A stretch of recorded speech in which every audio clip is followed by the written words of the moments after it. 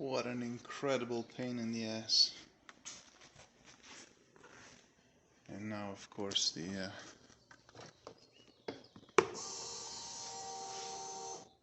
nerve-wracking bit. I'm low on oil, but fuck it, here we go.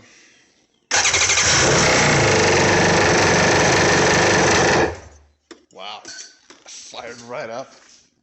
The reason for that noise is I don't have the pump in because I'm gonna rebuild it. So far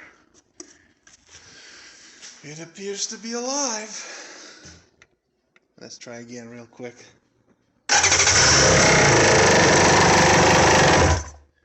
Got an exhaust leak somewhere around that stupid V-band. My god, what a nightmare that was. And looks like I have to take it apart again. Yay.